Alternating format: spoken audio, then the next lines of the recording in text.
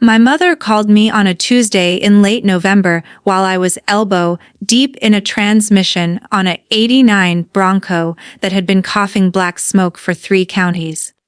The wind was rattling the metal doors of my shop like it wanted in, and I had the phone wedged between my shoulder and ear, wiping grease on my jeans the way other people wipe tears. "Riley," she said, voice polished to a showroom shine, "we've decided it would be better if you didn't come to Thanksgiving this year. Olivia is bringing Caleb, and we want his first impression of the family to be seamless." Seamless. That word landed in my chest like a wrench dropped on concrete. I didn't scream. I didn't cry. I just said, "Okay," and hung up. The silence afterward felt louder than any engine I'd ever started. I thought that was the worst of it. It wasn't even close. The next morning I was still in the same flannel shirt, hair in yesterday's braid, drinking coffee that tasted like burnt regret, when someone started pounding on my front door hard enough to wake the dead. I opened it and the entire Beckett clan spilled onto my porch like an overturned toolbox. Mom, Dad, Olivia, and a tall, clean-cut guy in a wool coat who had to be Caleb. Their breath came out in angry white clouds. Mom didn't even say hello. "Why would you tell Grandma we kicked you out?" I blinked. "I didn't." "You must have," Olivia snapped, arms folded so tight her designer coat creaked. She called crying. "Do you know how embarrassing that was?" Dad shook his head the way he used to when I was 12 and tracked motor oil across the kitchen tile. "You always do this, Riley. You always make us look cruel." Olivia rolled her eyes. "I'm under so much pressure right now, and you're making it about you." Caleb had been quiet, hands in his pockets, watching the whole circus with the mild confusion of someone who just realized he bought tickets to the wrong show.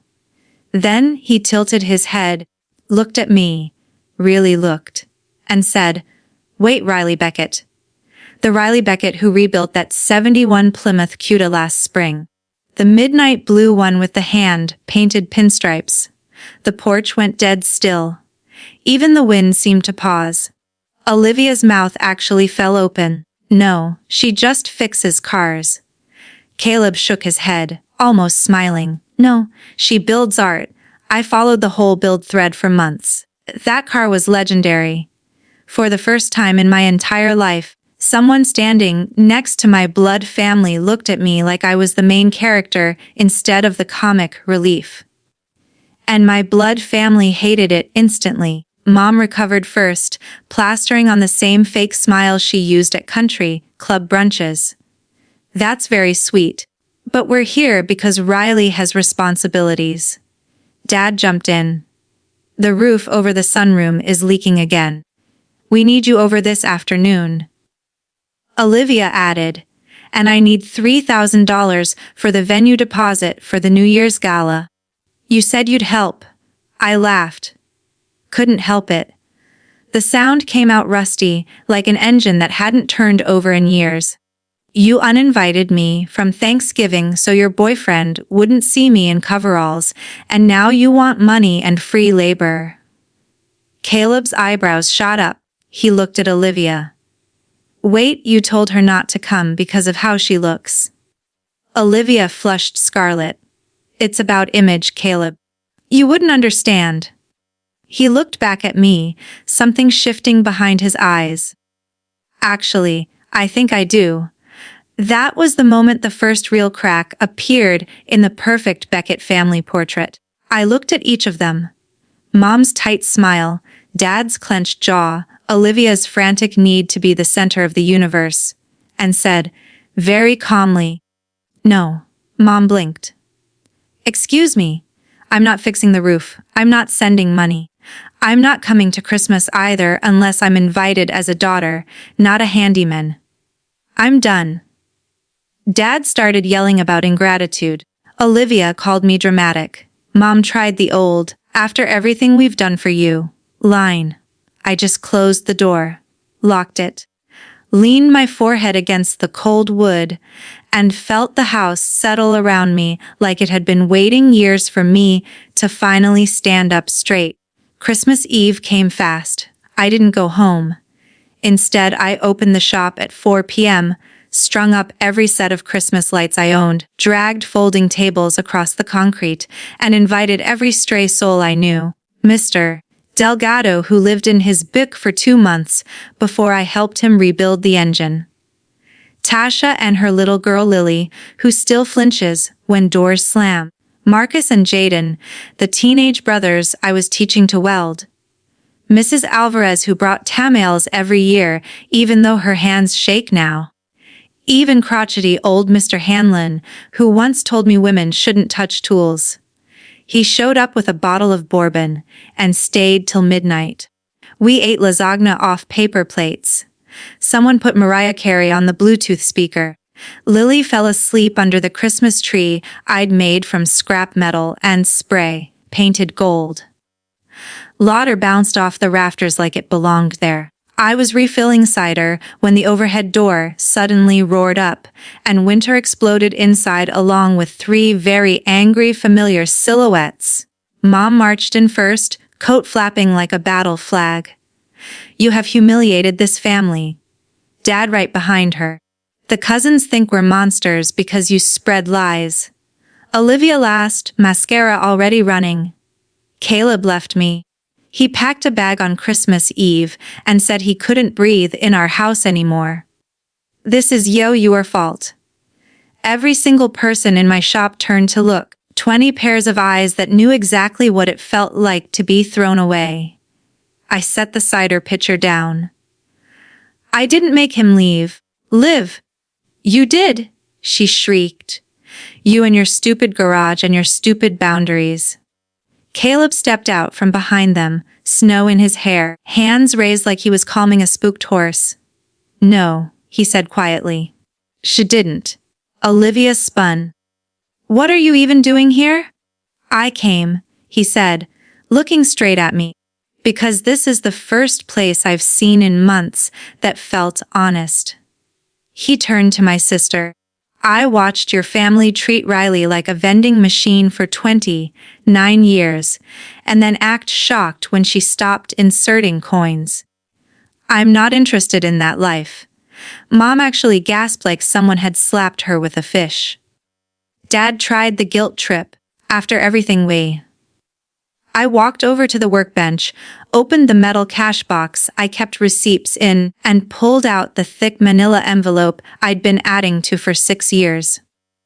Every canceled check, every Venmo for just this once, every Home Depot run for their renovations, every emergency flight when Olivia couldn't possibly drive herself home from college. I held it out. "Here's everything I've paid for, everything I've fixed. Everything I've carried so you could all keep shining." Dad snatched it, opened it, went pale. Mom started shaking. Olivia looked like I'd punched her in the soul. "You kept records?" "No," I said. I just finally admitted I mattered too.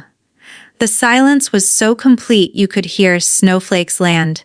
Then Mr. Hanlon, 83 years old and mean as a junkyard dog, stood up with his cane and said in his gravel voice, "Young lady, you want? You can leave my friend's house right now." Tasha stepped forward holding Lily. Marcus cracked his knuckles. Jaden crossed his arms. The room closed ranks around me the way wolf packs close around their own. Olivia started sobbing. Mom started pleading. Dad muttered threats about cutting me out of the wills. As if there was anything left after I'd paid their mortgage twice. I just opened the big door again. Leave. For the first time in 30 years, they did. Caleb stayed, helped clean up stacked chairs, told me quietly that the cuda I built was the reason he got sober 3 years ago. He'd watched my late night live streams when he was at his lowest. Seen someone else fighting for every inch of progress. Said watching me never give up made him believe he could too. He didn't ask me out. I didn't want him to. But he became one of the pack. shows up every Saturday with coffee and sarcasm and stays to turn wrenches. January came and went. February too. Spring arrived with the smell of thawing earth and possibility. I expanded the shop. Hired Jaden full-time. He's 20 now and better with a torque wrench than I was at his age. Marcus started night classes in engineering. I co-signed the loan because banks still look at brown kids' side eye. Tasha moved into the apartment above the garage after her ex violated the restraining order again. Lily calls me Aunt Rye now and leaves sticky handprints on every window. Olivia texted once, 6 months later, "I'm sorry." I answered, "I hope you mean it. I'm willing to talk when you're ready to treat me like a sister, not a service." She hasn't replied yet. Maybe she never will. That's okay. Mom sent a Christmas card this year. Inside was a single line in her perfect penmanship. "One miss you. No apology. No accountability." I wrote back, "I miss who I thought you were." Mailed it with a photo of 30 people crowded around my new 20-foot table. Laughing, real, messy, mine. I still get greasy, still swear at stripped bolts. Still cry sometimes in the shower when the loneliness sneaks up like an oil leak you didn't see coming. But the difference is now I have people who hand me a towel instead of telling me to clean it up myself. I built a family that chooses me every single day. Some by blood, most by choice, all by truth. And if you're still waiting for the people who should love you hardest to finally see you, stop waiting. Build your own table. Pull up every mismatched chair you can find. Feed the people who show up hungry for something real. They'll come. They always do.